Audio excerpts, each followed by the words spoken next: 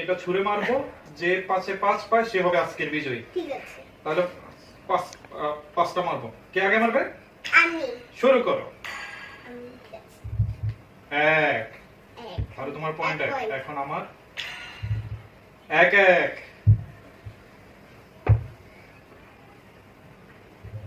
2-1 2-1 এবার দেখি 2-1 2-2 দেখা যাবে কে বিজয়ী হয় আজকে। 2-2 2-2 এরপরে 3-2 3 দেখি আমি 3 পারি কিনা।